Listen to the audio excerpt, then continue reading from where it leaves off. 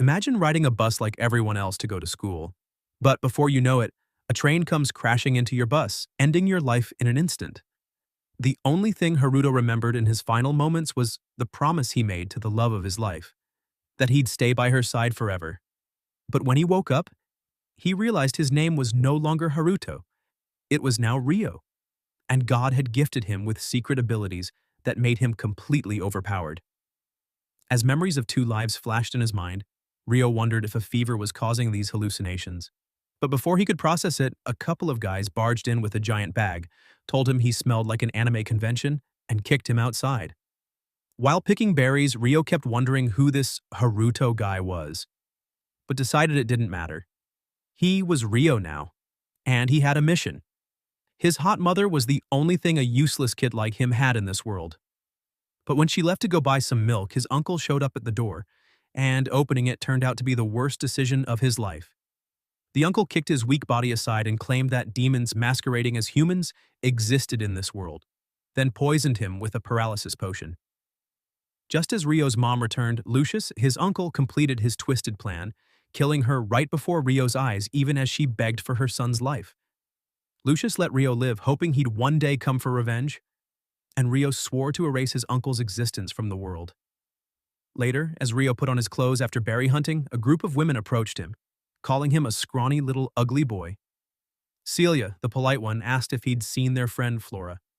He said no, but Celia used a magic spell to detect lies and saw pure, immense aura radiating from his body. Realizing he was telling the truth, she gave him some silver coins for the information. Ryo ran back to his friends with the reward, only to find an assassin trying to stab him. The only thing that saved him was the coin pouch in his pocket. He collapsed, seeing everyone else dead around him. As he faced certain death, a woman appeared, calling him Haruto, and taught him to awaken the limitless magic inside him. Using his magical aura, Ryo enhanced his body and smacked the assassin back with a palm strike. He took a karate stance, dodged the attacks, and kicked the assassin in the face. As the assassin got more aggressive, Ryo twisted his arm and broke it. But the guy still wasn't done, so Ryo slammed him into the ground. Just as he was about to finish him off, he heard a girl crying. It turned out the item those goons were transporting was Flora. The princess begged Ryo to save her, but after seeing all the corpses, she fainted. With no other choice, Ryo carried her back to her group. But instead of thanks, Flora's sister Christina accused him of kidnapping and got aggressive. Vanessa even held a knife to his face and ordered him to come to the castle. Although the real assassin was later caught, a mysterious person killed him before he could reveal anything. At the castle, Ryo was tied up and tortured by Charles, who wanted him to falsely confess to the kidnapping. The only crime Ryo committed was being ugly. While he was being beaten to near death, the princess finally woke up and told everyone that Ryo was the one who saved her. Her aide rushed to stop the torture, and Ryo collapsed from his injuries. Celia healed him and apologized for everything that had happened to him just for helping the princess. The king wanted to meet him, so Ryo agreed. He went from asking the king for permission to date his daughter, to the king hearing that she now calls Ryo daddy. Days later, Ryo started attending school, but his welcome wasn't great. Some brat bullied him over the way he spoke, and the rest of the class mocked him for not knowing how to read. But Ryo didn't give up. He went to Celia's room after class, for private tutoring, not the kind you're thinking. A few hours later, Ryo solved every problem easily. He was a university student in his past life, after all.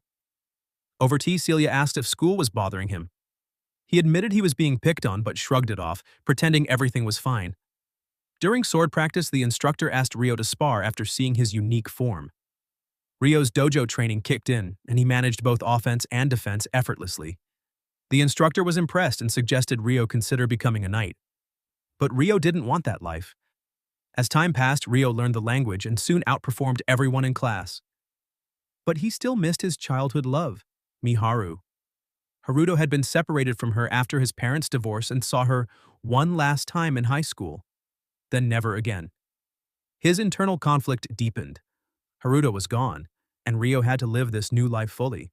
Exam results were announced, and the homeless orphan scored a perfect score along with the princess. The same brats bullied him again, accusing him of cheating. But Celia and the princess's friend stood up for him. Celia later told Ryo she was worried about the bullying. He asked if she ever went through the same thing, and she said no, At least she had friends. He smiled and said, "Well, I have you now." Celia blushed like a classic anime girl and their bond grew stronger. She promised to hug him if he ever cried, and Rio said it'd be perfect because she's small. You're a victim. Years passed.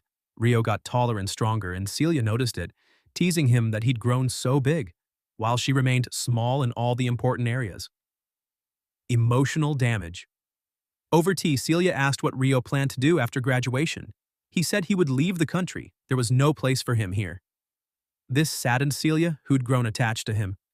He reminded her she'd be married soon, but she rejected that idea. He joked that she should think about it before she grows old, then added, "Not that it matters, you'll always be small." Eventually, Rio revealed his only wish was to reach the land where his mother once lived. Celia, sensing his pain, wondered what kind of past he had to carry. The day of the tournament arrived, and Rio was the Academy's first defender. The brat mocked him, saying no one expected anything from him. But Rio's opponent was none other than the man who had tortured him as a child. The battle kicks off, and the soldier wonders if Rio is mocking him, but the knight goes all in, unleashing his full strength. Turns out he's been holding a grudge since being demoted 5 years ago. Problem is, his rage makes him sloppy. He overcommits, loses his stance, and Rio smacks the sword right out of his hand. Match over. The knight, being a sore loser, claims he wasn't trying and demands a rematch, but the referee shuts him down, yelling at him to accept defeat like a true knight. That night, a mysterious man shares drinks with the sore loser, digging for info. He's curious about the only student who won a match while the rest got demolished. The soldier spills the beans. Rio was the one who saved the princess 5 years ago. That definitely piques the mystery man's interest. The next day, Celia's excited to congratulate Rio, but spots him with a girl who's confessing her love to him. Celia suddenly feels conflicted. Does she have feelings for him? Later in class, Celia teaches the students how to control magical energy using lightning. But the class brat pipes up, claiming they're only learning this because Rio's the only one who still can't control magic. Ironically, the brat can barely make a weak little orb of light.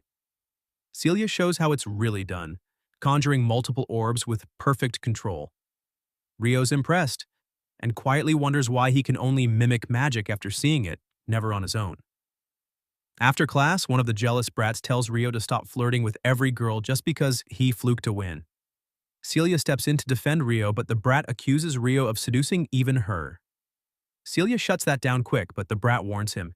If Rio keeps playing with girls' feelings, his noble house won't stay quiet. Flora witnesses this mess and feels awful. She blames herself for Rio's constant struggles and wonders how to ever repay him.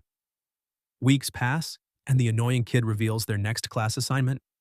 He brags about getting insider info from upperclassmen and forces Rio to carry all the luggage since he can't use magic. Rio silently agrees, but Flora offers to help, feeling bad.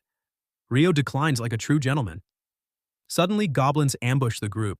The students fight them off easily and mock Rio again for doing nothing. But little do they know, Rio's the only one who notices a creepy figure watching them from afar. The team reaches what they think is the end of the route, only to find a huge cliff. Before they can react, a group of orcs shows up and hurls spears. Rio deflects one, but the brat gets his foot slashed and panics. In the chaos, he falls right into Princess Flora, knocking her off the cliff. Rio wastes no time. He sprints at lightning speed, dives, and manages to shove Flora back up to safety. The battle rages on, and the students group up to use their magic and take down the orcs. They defeat the first wave and celebrate. Meanwhile, Rio wonders if they even realize he took no fall damage, thanks to a mysterious power that no one else has. The students blame the brat for nearly killing Flora, but he quickly flips the story, accusing Rio of pushing him. The others buy it, even as Flora tries to defend him. Rio realizes his dream of graduating might be over. Just then, a massive beast blocks their path. They attack, but the monster shrugs off their spells like they're nothing.